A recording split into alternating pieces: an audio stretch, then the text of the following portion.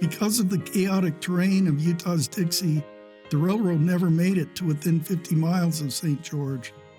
For decades, the only way in or out was on rough, rocky wagon trails. In the early 1900s, as the horse and buggy gave way to automobiles, better roads were built, and the original Arrowhead Trail Highway connected St. George with Salt Lake City and Los Angeles. And before long, St. George became a way station for travelers. Zion Canyon became a national monument in 1909. Roads were built, giving travelers much easier access to the canyon, and tourism began to grow. Zion became a destination for travelers from all over the world and spawned an entrepreneurial spirit that helped businesses grow. Highway 91, which is now St. George Boulevard, ran right through downtown St. George, and by the mid-part of the century, it was lined with gas stations, restaurants, and motels. I wanna be down home in Dixie, where the hens are doggone glad to lay. Scrambled eggs in the new mown hay. You ought to see, you ought to see, you ought to see my home in Dixie.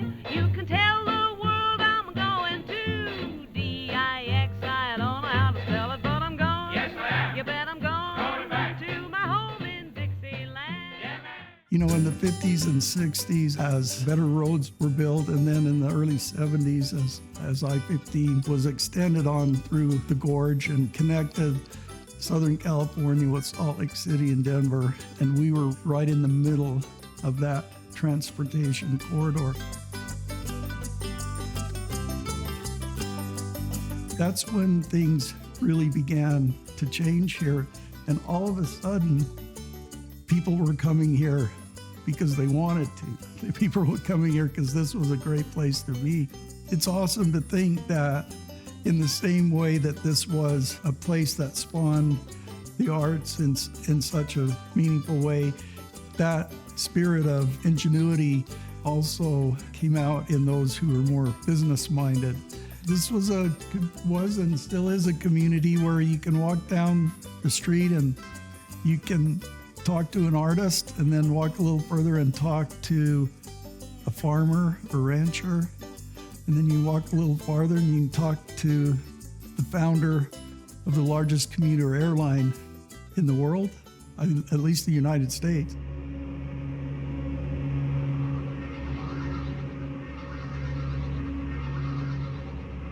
I've always loved airplanes. It's a miracle, isn't it? You can take a big hunk of metal and put it in the air and it'll fly. And they say that if you can get any object going fast enough, it'll fly. But airplanes are just such a neat invention of mankind. Makes us find our dreams. At a very early age, I developed a love for airplanes and for flight. I was born and raised here. I'm born in 1943. We had a population of about 2,500 people, and it had been stagnant at that for probably 40 years.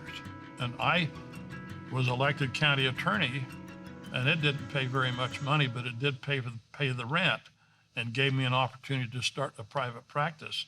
And then it was just only a month or two later that two college students come into my office, and they had been involved in a whiplash injury, so they hired me to help them get some compensation from that. These were students at Dixie College. One of them was a flight instructor out here, up on the Black Hill. I said, man, I've always wanted to learn to fly. But when we went up and took that first flight, I mean, I was hooked so bad. Smokes, And GQ. that's what led us into the whole flying I'd vote business. for you. I mean, Check it out, guys. I'd have your baby. Yeah, we had some friends that all of us wanted to learn to fly. We got together with our friends and said, you know, we all want to fly. Why don't we buy a little airplane? Airplane right there, the Piper 140, got a really good offer on it. 11,000. We all said, yeah, well, let's do that. And so we agreed to put up $500 a piece just to get a trainer. Let me talk to Brooke about it. But you know, like a Piper 140 Cherokee. Once Ralph Atkin learned to fly and owned a plane, he thought, why not buy an airline? Bruce Stuckey basically had a lease on the St. George Airport, and he had a couple airplanes that had been involved in what was earlier known as Dixie Airlines. He really didn't want to be in the flying business, and so I talked to Bruce about buying the rights to that from him. We put together about $50,000 to start the airline without assistance from anybody else. In those early days, it was difficult, really difficult to make payroll each week. The first 3 years, we lost money. We tried to sell it. Nobody would buy us out. So we said, okay, we're going to pony up the rest of the money and we're going to make it work. And Ralph Atkins called me on the phone one day and said, hey, we've got this little airline down here that we're flying and I could sure use your help. Why don't you come down and go to work for me? And I went, well, wow, I didn't ever think I could go back home to Dixie. And I think I said yes almost on the first conversation. It was a small community then, and there wasn't a lot to come back to. So I'd always kind of thought I would do something else somewhere else. And he said, what would you think of getting on a little single-engine plane and riding to St. George? Uncle Ralph has offered me a job. She was pregnant with our first child, and I don't imagine that was quite the first thing she wanted to hear right at that moment. And then he told me this story about this little airline. They were trying to get going, and I thought, well, we may as well go hear him out. He says, look, it's a mess. I don't know where we're at, you know, but I could sure use your help. And I think I was caught up in the idea of being able to go home where I didn't think I could ever go home to before that time. For him, it was really scary. He had just walked away from an accounting position and started with the airline. All I knew is that every day at the bank, we had more checks come to the bank for payment than we had cash in the bank to pay for them. I remember Jerry coming home from work and saying, I'm not sure our check will clear the bank today. It was a tough business. It was not a glamorous, well, there's the glamour was that you were flying. You were flying airplanes, and it was exciting. I knew that it was airplanes, and you know, I didn't know anything about aviation. I knew something about accounting, I knew something about business. And we did have a board of directors, gratefully. And so they said, Jerry, why don't you put together some kind of a plan? We don't care about how grand it is, but put together what it'd take to salvage this place. And all I did is put out what the expected revenue was going to be, which meant the cost had to be something less than that, and everything else had to go. I was looking at things that I hoped the airline could be, and I was the dreamer.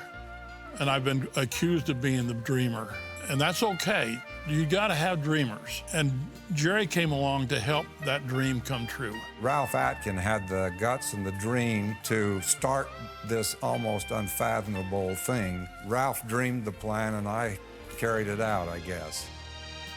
I watched people in the company that were willing to do anything that needed to be done to make the company succeed. Just stuff that anybody in Dixie would really do if they wanted to do it, is just get it dumbed down to something that actually made sense that you could do. I began to understand what the Dixie spirit, what that meant. So off we went to the races. This is really gonna work. Maybe. And SkyWest today, let me try to paint a picture for it. We carried 40 million people last year. We have over 500 jet airplanes that might be the biggest fleet of small jet airplanes in the world. We have 13,000 employees. We serve 44 states in the US and locations in Canada and in Mexico. We're the largest by quite a ways of an independent survivor of this 30, 40 years of thrashing around that I'm pretty proud of and our people are very proud of. We considered a number of times whether we should move somewhere else, And each time that we did, we came up with a conclusion that we didn't want to lose the can-do attitude of the Dixie people that work for us in St. George. SkyWest became a partner with the community, as did Dixie College at that time, as did the hospital. I was going to become the administrator of Dixie Medical Center. Dixie, where did that come from? Obviously, it's pretty easy to see. It's painted on the hillside not far from town, and there's a big D on the West Hill. I learned from many in leadership positions at the hospital that were well connected to the community, that had pioneer ancestry. I learned that there were 2 doctors that were sent with the 309 families, Dr. Silas Higgins and Dr. Israel Ivins. And they were prepared at any time, day or night, to jump on a horse or get in their buggy and take off to be of assistance. Dr. Ivins' principal means of diagnosing a patient's illness was to examine the color of their tongue. J.T. Affleck was the first physician who had been trained in medical school in Philadelphia, trained as a surgeon, who found his way to southern Utah. The bag that belonged to Dr. Affleck. This was a bag that was worthy of a surgeon in the late 1890s. It was made of walrus skin, and all of his tools are still in the bag, including cat gut for suturing wounds, as well as whatever other equipment he may have needed is in this bag. In 1913, Dr. Donald McGregor and Dr. Frank Woodbury established a hospital in a 2-story boarding house in downtown St. George. In 1952, in a fine example of the Dixie spirit, county residents pooled their resources to build the Dixie Pioneer Memorial Hospital. That facility expanded in 1975 to become the Dixie Medical Center, and in 1990, the Dixie Regional Medical Center, setting the stage for greater things to come. I was introduced very early on to the idea of the Dixie spirit. It was a barn-raising mentality. If there was something that needed to be done, we just need to get the right people together, get organized, and go do it. My first introduction was getting a call one afternoon as I sat at my desk that there were some people in the main lobby that wanted to see me. I went to the lobby and I met 7 12-year-old girls who came from Washington and presented to me $17.50, which were the proceeds from their lemonade stand. And they told me they wanted it to go to the construction of the new cancer center. I was extremely touched.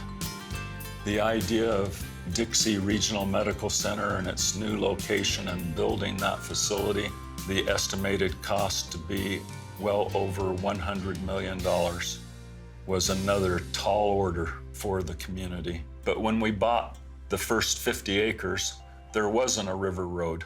There were tumbleweeds, but we visioned that this would be the perfect place for it. The community raised over $10 million to contribute to the new hospital, and Intermountain Healthcare got behind that. We bonded and built what you see behind us. And it has gone so much beyond the cancer center, the human genomics laboratory, all of the things that are taking place here, open heart surgery. As I look back on my career, it was one of the most satisfying experiences that I've ever had to be a part of developing something that changed the level of care for an entire region.